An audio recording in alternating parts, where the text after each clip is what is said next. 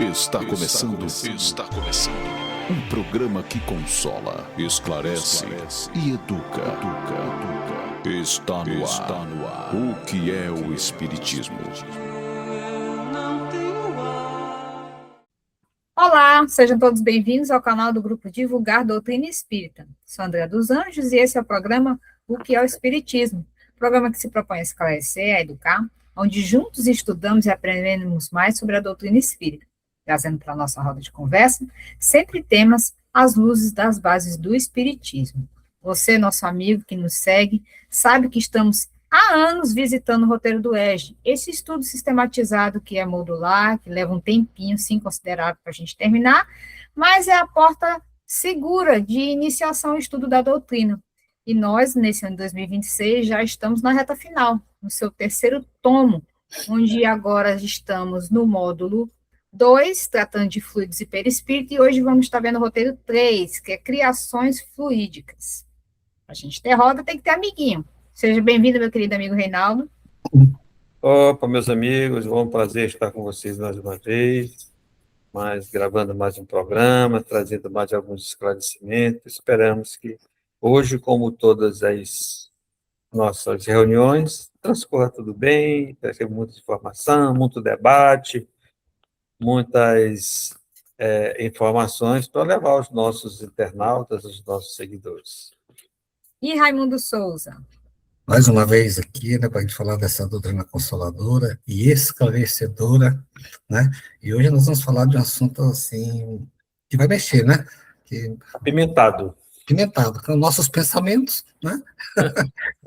E fica chamada a responsabilidade de cada um de nós naquilo que pensamos, naquilo que fazemos. Hoje Isabela pegou falta, mas está justificada, pois ela foi dar palestra, então está em outra frente na divulgação da doutrina, mais do que justificada a sua ausência. Vamos lá, Tati, solta a vinheta. A partir desse momento, você acompanha a nossa roda de conversa. O Espiritismo em Debate. Bem, meus amigos, vamos dar início ao roteiro 3 do módulo 2, onde a gente vai tratar sobre criações fluídicas, né? Raimundão, vamos lá, né? O que são criações fluídicas e quais as suas características? Vamos agora por partes, né? E o que são criações fluídicas? As criações fluídicas, também chamadas de formas, pensamento ou ideoplastia, são construções moldadas no plano invisível a partir da manipulação do fluido cósmico. Em A Gênese e Obras Póstumas, Kardec explica que o fluido espiritual é a matéria-prima do mundo invisível. Os espíritos operam sobre esse fluido da mesma forma que os químicos da Terra operam sobre os elementos materiais, combinando-os, dispersando-os e alterando suas propriedades. Aí a gente pergunta, né? Quais suas características? Então, a gente vai falar da plasticidade e maleabilidade, que é o fluido espiritual é extremamente sensível à ação da vontade e da mente. Ele se molda instantaneamente ao comando mental. Tem a tangibilidade relativa, que é, para os encarnados, essas criações são inteiramente invisíveis e imagináveis. Todavia, para os espíritos e para os desencarnados na mesma faixa vibratória, elas possuem realidade objetiva, consistência, cor, odor e forma, funcionando como a matéria de seu mundo. Tem a temporalidade e durabilidade. Isso significa que a estabilidade de uma criação fluídica depende da persistência e da energia da mente que a gerou. Uma vez que o pensamento cessa ou muda de foco, a criação tende a se desorganizar e o fluido retorna ao seu estado original, a menos que seja alimentado continuamente. Tem propriedades físico-químicas espirituais. Conforme descrito por André Luiz em Mecanismo da Mediunidade, essas formas possuem peso específico, magnetismo próprio e capacidade de emitir radiação, luz ou sombra, dependendo do teor moral do pensamento gerador.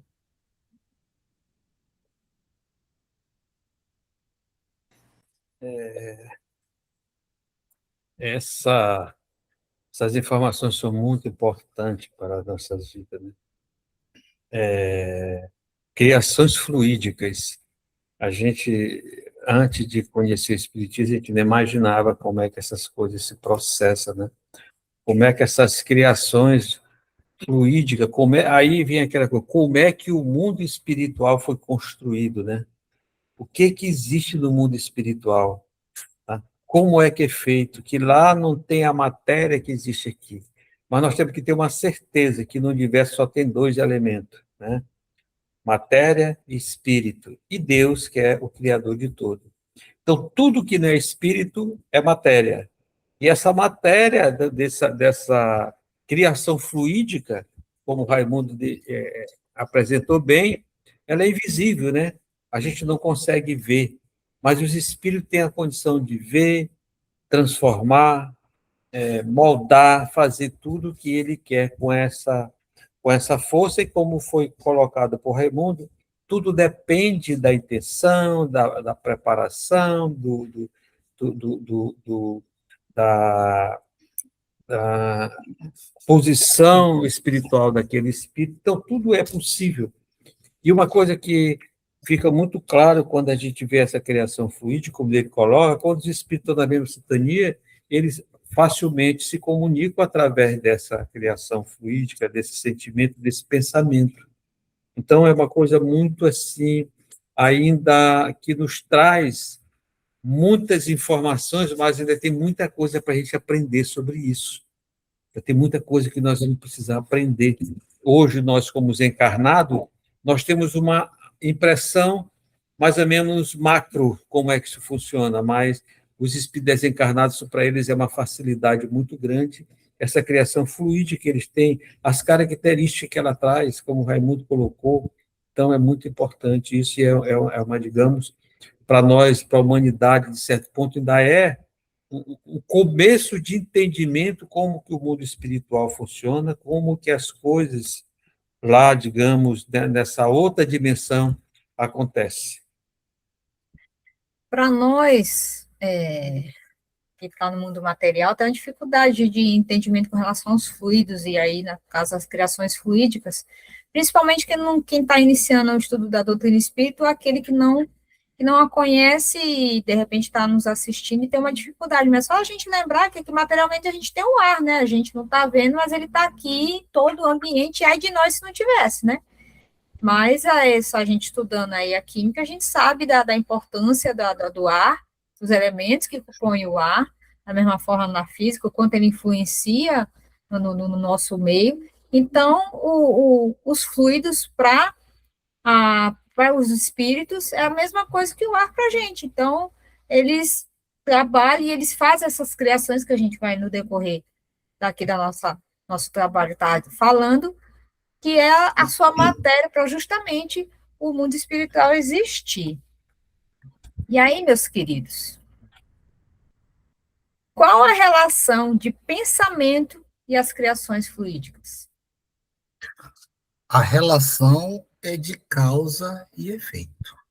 O pensamento é a força motriz, o cinzel criador, enquanto a criação fluídica é a obra moldada. Em Pensamento e Vida, o espírito Emmanuel define o pensamento como energia viva, a força criadora por excelência do ser. A mente não apenas processa ideias, mas irradia ondas eletromagnéticas e forças vivas. Quando o espírito pensa, ele atua diretamente sobre o fluido cósmico ao seu redor. De acordo com as obras de André Luiz, Mecanismo da Mediunidade e nos Domínios da Mediunidade, o pensamento funciona como um comando que aglutina as partículas fluídicas. O pensamento, que é o mecanismo de ação, emite uma frequência vibratória. Essa frequência atrai e agrupa os fluidos que estão em sintonia com ela, dando-lhe a forma exata de imagem idealizada pela mente. Portanto, o pensamento é o agente moldador que projeta, exterioriza e corporifica as ideias no ambiente fluídico do espírito. O homem vive cercado pelo reflexo de suas próprias criações mentais. O pensamento e a relação do pensamento e as criações fluídicas, ele digamos, são dois irmãos, né? Porque o pensamento, ele é um criador, né? Nosso pensamento é capaz de criar uma criação fluídica, tá? Nós mesmo como encarnado, né? Porque a força do pensamento, nosso pensamento, ele tem uma força muito grande. Tudo depende de meditação, concentração, vários fatores que podem fazer que a gente faça coisa. Nós temos alguns exemplos dos magnetizadores, né? Das pessoas que curam, tá? São pessoas que têm, sabem, conseguem, através do pensamento, mandar essa força fluídica, essa criação fluídica, para envolver outras pessoas. Nós temos, por exemplo, um exemplo claro dentro da doutrina espírita, os passes, né? Quando você está dando passe ali, você está criando, né, uma criação fluídica para que você passe para outra pessoa. Então, nós temos essa capacidade, não tanto quanto quando estamos desencarnados, mas nós já temos alguma coisa. Tudo isso depende, então, o pensamento da gente, ele está muito interrelacionado com essa criação fluídica. E tudo depende das nossas intenções, o que a gente busca fazer. Então, a gente é capaz de fazer. Como disse o pensamento, nosso pensamento, ele viaja no universo. Nosso pensamento, ele tem uma força muito grande e a gente é capaz de ter fazer essa criação fluídica que não é nenhuma, digamos, uma novidade para a gente quando a gente pensa nas situações da doutrina espírita que a gente faz. Tá? Então, a relação deles é muito próxima. A informação mais importante o Raimundo trouxe logo no começo, que é de causa e efeito, né? Então, tudo começa no pensamento, e daí a importância de entender a advertência do Cristo, do orai e vigiai. O vigiar é o quê? É justamente os nossos pensamentos, porque tudo se origina de lá. Então, se a gente está vigilante, vê um mau pensamento, a gente repele. E se a gente está vigilante e vê um bom pensamento, a gente acolhe. E o orar é justamente a gente estar buscando a sintonia do bem para a gente ter a boa influência ao nosso redor. Da mesma forma, são os espíritos, né? Então, pelo pensamento, eles fazem as suas criações, e aí manipulam o seu meio, e daí, muitas das vezes, nos influenciam justamente por isso, né? Aí, meus amados, essas criações fluídicas são sempre intencionais ou podem ser involuntárias? Elas podem ser tanto intencionais quanto involuntárias, né? E a gente vai separar aqui para falar de criações intencionais. Ocorre quando o espírito utiliza a vontade deliberada para construir algo no plano espiritual. Allan Kardec, em A Gênese, menciona que os espíritos superiores criam vestuários, palácios ou ferramentas úteis para o seu trabalho através de uma ação direta e consciente sobre os fluidos. Da mesma forma, espíritos obsessores e magos negros, como os descritos em Libertação, constroem intencionalmente quadros aterrorizantes, prisões fluídicas e aparelhos de tortura mental para subjugar suas vítimas. E as criações involuntárias. Criações involuntárias são as mais comuns na crosta terrestre e nos planos espirituais inferiores. Elas decorrem do automatismo mental, da fixação moniodeísticas, que são as ideias fixas, né? E as paixões descontroladas, e vícios, ciúmes ou remorsos. Em Ação e Reação, e nos domínios da mediunidade, André Luiz demonstra que indivíduos imersos em sentimentos de culpa ou ódio criam, ao redor de si mesmo, paisagem de sofrimento e formas monstruosas sem perceberem. Eles não desejam conscientemente plasmar aquelas deformidades, mas como sua mente está saturada daquela vibração, o reflexo mental opera de forma automática, exteriorizando a paisagem vivida de seu próprio inferno ou purgatório interior. Então, Raimundo já respondeu a pergunta, que elas têm as duas situações. E André Luiz, até nesse mesmo livro que Raimundo está citando, ele coloca aqui uma situação que é propriedade vulgar de todas as criaturas, essa criação fluídica, né? Mas ele diz que entende-se que a utilização somente quando é exercitado meios acurados de meditação. Então, qualquer um de nós podemos fazer isso. Aí quando eu me preparo para fazer uma criação fluídica, eu estou fazendo ela intencional. Quando ela acontece ao acaso, como o Raimundo citou, tá? Isso é uma coisa que está sendo feito involuntário. Então, a gente, às vezes eu penso em fazer uma coisa, mas aquilo não é uma coisa que foi trabalhada, preparado. Então, tudo isso são coisas que a gente é capaz de fazer, porque essas criações elas estão a todo momento, porque a todo momento nós estamos pensando. Tá? Eu estou pensando em uma coisa aqui, e aí os nossos pensamentos, algumas vezes a gente pensa que os nossos pensamentos são nossos pensamentos são públicos, né? Nossos pensamentos não só, eles são públicos. Público da espiritualidade. Tudo que eu penso não está dentro da minha cabeça, do meu corpo, ele está fora de mim, está aqui acima. E os espíritos têm a capacidade de ler com os meus pensamentos. Então, por isso que eu digo que nosso pensamento é público. E quando eu penso, eu crio.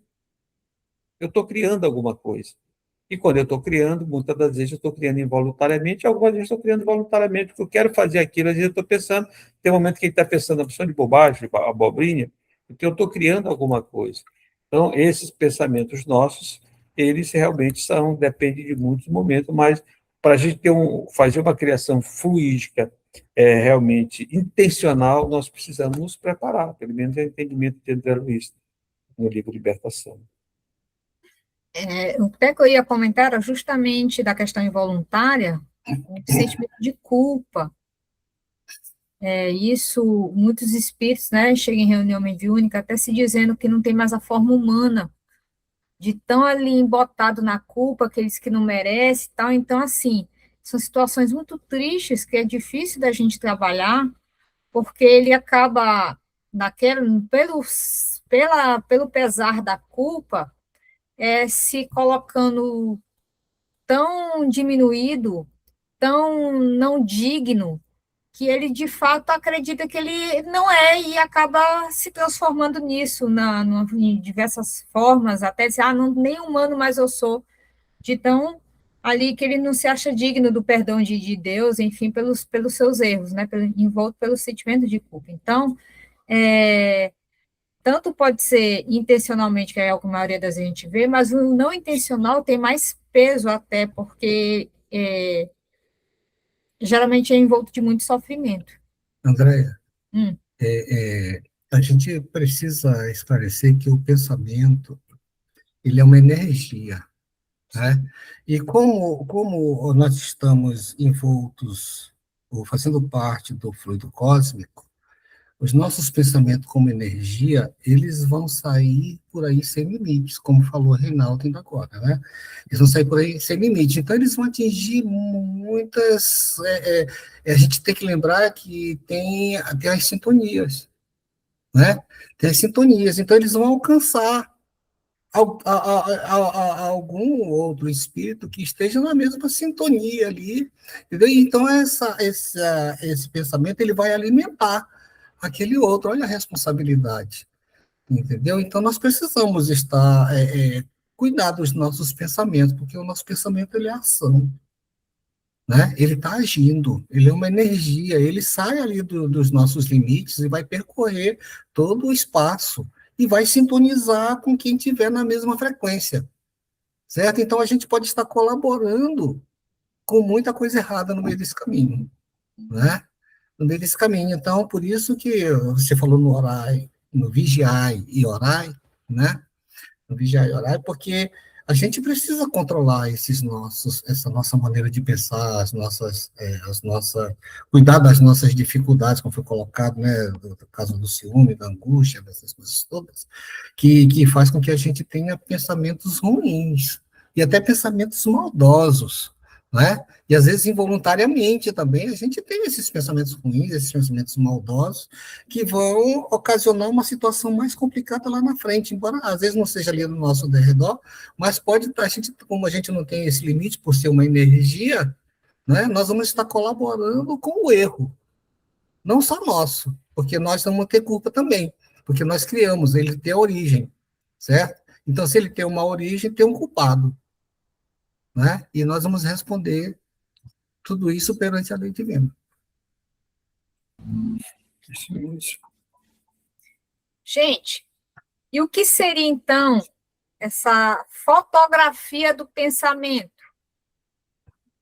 O conceito de fotografia do pensamento refere-se à fixação e visibilidade objetiva das imagens mentais no envoltório fluídico, que é o perispírito, do ser ou na atmosfera que o cerca. Kardec aborda esse fenômeno diretamente no artigo Fotografia do Pensamento, publicado na Revista Espírita de junho de 1868. Ele relata experiências de visualização e quase pressão dessas formas de pensamento. Kardec explica que, sendo o perispírito de natureza fluídica, o pensamento projeta nele a sua própria imagem, como em um espelho ou em uma tela cinematográfica. Se um espírito pensa em cometer um crime, o cenário e os instrumentos desse crime se desenham fluidicamente ao seu redor. Para um observador clarividente ou para outro espírito sintonizado, essa imagem é perfeitamente visível. Nas obras de André Luiz, o cérebro é descrito como um centro gerador de ondas e o pensamento é a corrente que transporta essas imagens. Nos domínios da mediunidade, os médiuns clarividentes conseguem ler a mente dos encarnados e desencarnados, exatamente porque a fotografia do pensamento está estampada e flutuando em suas auras, revelando o caráter real do indivíduo através de imagens vivas e coloridas. Essa fotografia do pensamento fica bem mais claro o entendimento da criação fluídica. Porque o que a gente pensa, a gente plasma, né?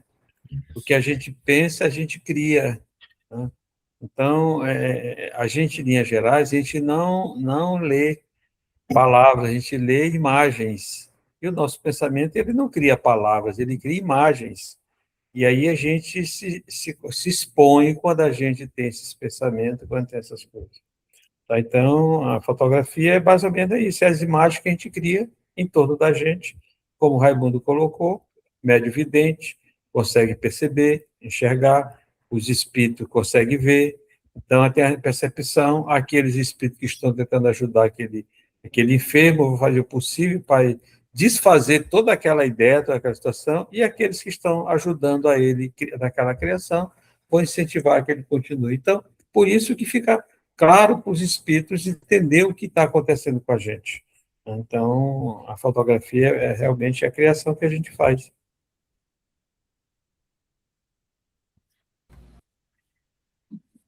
E, gente, para terminar, não menos importante, o que é zoantropia e como explicar esse fenômeno? Zoantropia, né? Você até já deu uma dica lá atrás, né? Quando você fez o comentário, né? Zoantropia ou licantropia espiritual é o fenômeno no qual um espírito desencarnado ou encarnado em desdobramento assume a aparência morfológica total ou parcial de um animal, como lobos, cães, serpentes ou hienas, e assim vai, né? O espírito André Luiz descreve e detalha este processo de forma magistral no livro Libertação. E aí vem a questão, né? Como explicar esse fenômeno? A zoantropia baseia-se nas propriedades plásticas do perispírito e na degradação da mente humana através do crime, da culpa extrema ou do vampirismo espiritual, secundado pela hipnose profunda. O fenômeno ocorre por dois mecanismos principais. Um, autoideoplastia deformadora, processo interno.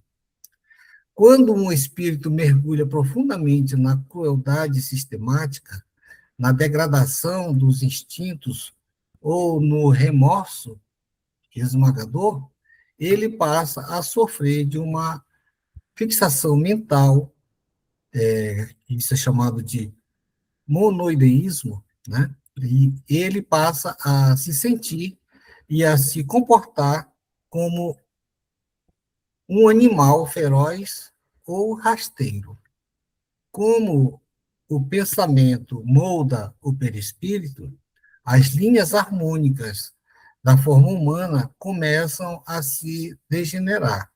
O corpo espiritual deforma-se progressivamente, retraindo órgãos e alterando a fisionomia para refletir exteriormente a bestialidade interior. 2.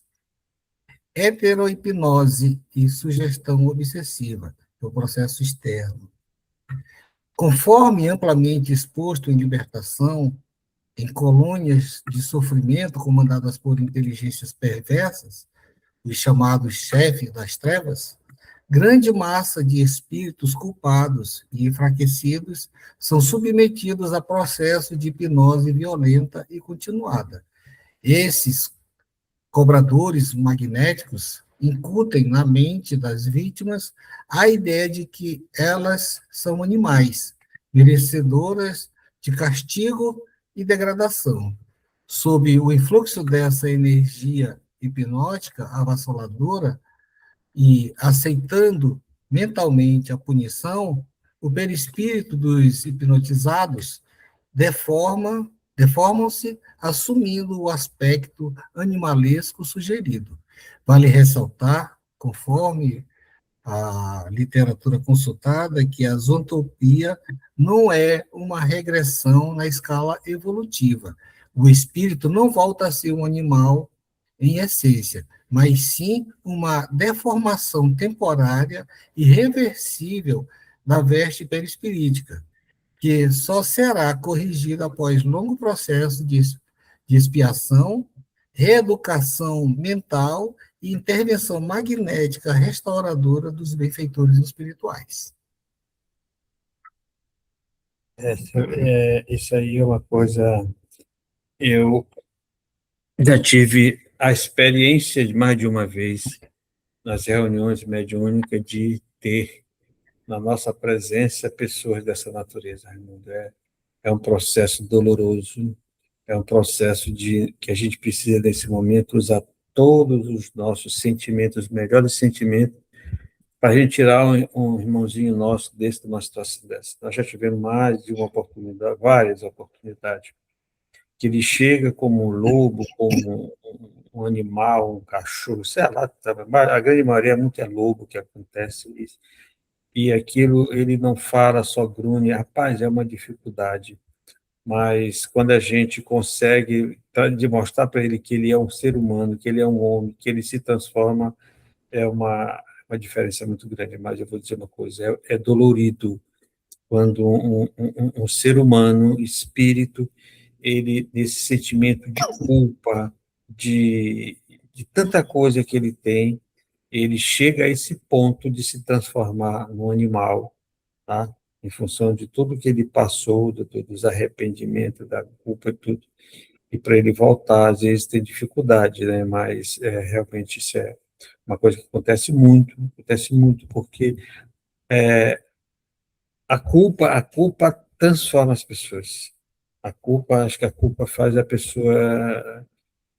Hoje, por exemplo, nós temos várias doenças que estão acontecendo hoje, são pessoas que têm sentimento de culpa, de coisas que estão lá no subconsciente, de coisas que fizeram, e que hoje eles lhe levam, trazem essas doenças porque ele não consegue ainda superar seus sentimentos. Então, é muito doloroso esse processo de transformação, como você deixou claro, que ele não regrediu, mas ele espiritualmente, o seu perispírito levou ele em função dos débitos dele, ele mudar. É uma maneira, de certo ponto, até dele se esconder dele mesmo. A maneira do espírito é se esconder dele mesmo. Ele se acha tão ruim, tão inferior, que ele não queria parecer um ser humano. E ele vai se transformando por esse sentimento. Mas Deus, na sua bondade infinita, sempre coloca instrumentos da espiritualidade para ajudar esses irmãos a mostrar que ele precisa encarar a verdade, precisa enfrentar as suas lutas. Todos nós temos que enfrentar. E é justamente através das criações fluídicas que o auxílio se dá, né? Porque esses irmãos, muitas das vezes, vê essas camadas saindo dele, como se fosse literalmente um ovo, né? Vamos dizer assim, aquela casca, né? Que é o que ele está se vendo e, de fato, renascendo como ser humano novamente. É um processo bastante difícil, de muita boa paciência da gente aqui, quanto encarnado, para tentar conduzir esse irmão a acolher aquela informação que a gente está tentando passar, e a equipe espiritual trabalhando sobre ele, para que se dê essa libertação dele mesmo, né, nesse processo. A culpa, gente, ela é importante para a gente perceber o erro, mas aí ela já deu sua tarefa. Passando disso, ela só trava a pessoa, né? Ela não consegue ir para frente, ela fica presa ao que ela fez, e aí vai, através do seu pensamento, se achando inferior, que não merece perdão de Deus, que ele não merece, que não merece, e vai se embotando e ficando nessa condição. Então, e tudo começa onde? No pensamento, né? Então, a gente tem que, de fato, vigiar os nossos pensamentos e dizer, bem, fiz isso, ok, pronto, parou bem aí, ela serviu ali, para fazer eu perceber que eu errei. Agora, o que eu vou fazer com essa informação é que é importante. Ela serviu até aqui, daqui ela não passa, porque se eu alimentar esse sentimento de culpa, eu vou só definhar e não vou avançar. Porque assim como a cada dia, né, a gente tem à noite, o sol aparece, a oportunidade da gente refazer a nossa caminhada, nós, quanto espírito imortal, erramos, falhamos no nosso processo evolutivo, mas a gente tem, Deus dá a nossa oportunidade para a gente dar continuidade, e não ficar embotado num sentimento de culpa, atrasando nossa evolução, esse nosso progresso. Não é isso? Vocês falaram muito na culpa, né? Na culpa, que é É o que mais aparece. o que mais aparece. Mas tem que lembrar também que tem as obsessões. Sim, aí vai o vampirismo. Aí o vampirismo, né? Eu já vi pessoas obsidiadas que agem como animais, vivem como animais, e intocado como os animais. Tá entendendo? Então, aí é que passa também a nossa compreensão quando a gente vê o próximo numa situação dessa. Né? O que a gente pode fazer também por ele. Né? A gente não está podendo ali agarrar, fazer, levar para casa, fazer coisas, mas a gente pode usar o artifício da prece, né? Por aquele que está ali obsidiado, que a gente vê. E também é muito comum, gente. É muito comum a gente ver essas pessoas largadas aí na rua, nas ruas. Muitos vivem ali como animais, comendo resto, comendo coisas assim, sabe? É muito difícil também. Quando a gente fazia um trabalho aí em São Luís, né, que a gente andava aí pelas ruas ajudando as pessoas, nós encontrávamos muitos assim, né, que ficava até difícil da gente dar o alimento, porque ele não comia, não queria comer aquela comida levada num vasilhame. Ele queria jogar no chão e comer do chão. Tá entendendo? Então, isso são coisas bastante complicadas que estão aí no nosso. Né, a gente está vendo, mas a gente se tranca no nosso castelinho e não quer ver essas coisas que estão acontecendo em volta da gente. Entendeu? Então, são seres muito necessitados de muita prece, de muita compaixão, e o auxílio a gente tem que buscar na espiritualidade para poder agir diante de tudo isso. Eu já vi também médiums que queriam andar como cobra dentro na manifestação espiritual, né? Queriam se arrastar no chão, coisas assim. Então, de tudo existe. A gente não pode duvidar das coisas, não é dizer assim, não, isso é fantasia, isso não existe, isso é apenas porque o cara não quer se modificar, não quer, às vezes ele não tem condições, não é? As pessoas não têm condições, então a gente tem que trabalhar junto à espiritualidade. E os próximos capítulos a gente tem um magnetismo, né? Onde a gente pode tratar dessas coisas, como o Reinaldo já deu uma pincelada aí com a situação do passe. Tem uma coisa importante nisso tudo, que um processo desse, ele não começa já no estágio alto, ele começa gradativamente. Ativamente. Sentimento de culpa, É, a obsessão, são processos que vai começando lentamente e vai se avolumando. Então, o que a gente recomenda, orienta? Que quando você estiver sentindo uma situação de incômodo, que não está legal, que está mudando a sua vida, não era assim, procure ajuda. E outra coisa, quem, quem comete erro somos todos nós, ninguém aqui é perfeito, não tem nenhum de nós que está aqui encarnado que diga assim, eu não erro, todos nós erramos. Nós todos, porque nós não somos mestres, somos aprendizes. E quando erro, e eu tenho também, assim como Jesus recomenda que eu devo perdoar, quantas vezes for necessário, meu irmão, eu também tenho que me perdoar. Então, se eu errei, eu me perdoo, o auto-perdão, e continuo a minha jornada tentando não errar mais naquela situação. Porque quando você faz isso, você assume a responsabilidade, sabe que errou e precisa corrigir e seguir em frente. Você tira esse sentimento de culpa. Porque esse sentimento de culpa ele vai atrofiando a sua mente, vai ali botando para que você internalize tudo que você tem e aquilo vai acabar com você. Então é importante que a gente errei, sei que errei, se eu tiver com outra pessoa pedir desculpa, pedir perdão, seguir em frente, eu sei que eu errei, mas eu vou trabalhar para não errar mais, para errar menos.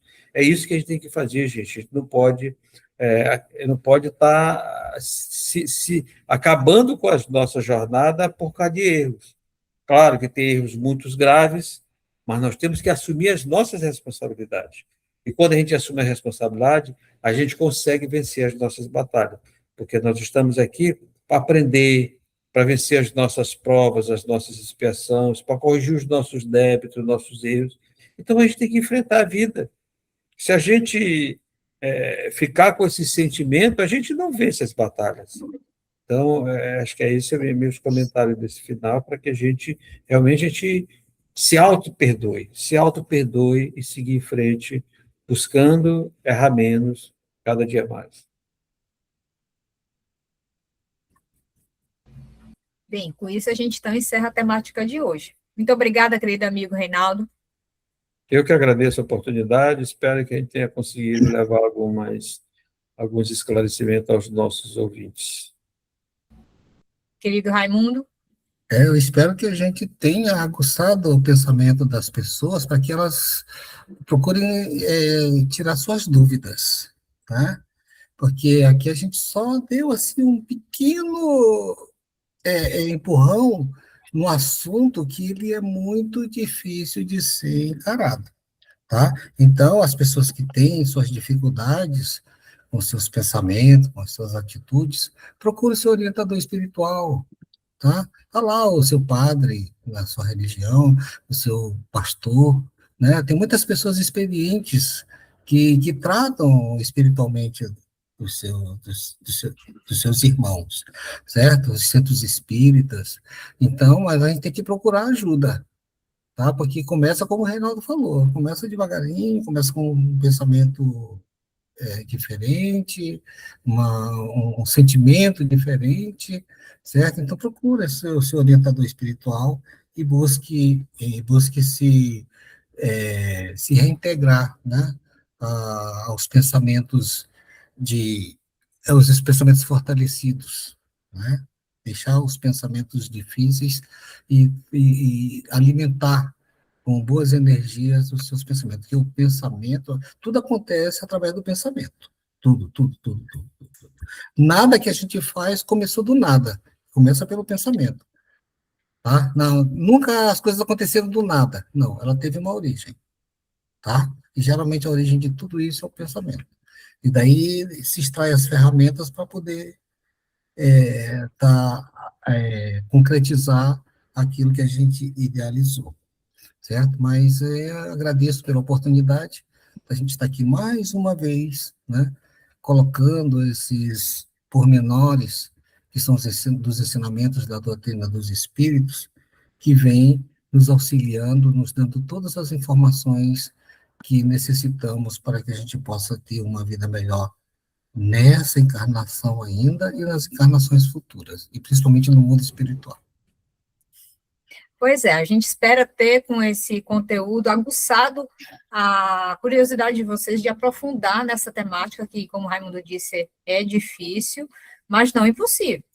Citamos várias obras aqui ao longo do programa, aprofunde o seu conhecimento, busca a informação e, na dúvida, manda aqui para a gente. Bota aqui na descrição aqui do vídeo, manda mensagem para a gente, que a gente vai atrás e traz para vocês aqui, para a gente poder junto solidificar esse conhecimento. E você que está nos assistindo, que ainda não está inscrito no canal, se inscreva, marque o sininho, para você ser avisado toda vez que tiver vídeo novo aqui no canal, que a gente posta semanalmente aqui. E até a próxima oportunidade no canal do Grupo Divulgador Doutrina Espírita. Praz e alegria a todos. Você ouviu o que é o Espiritismo?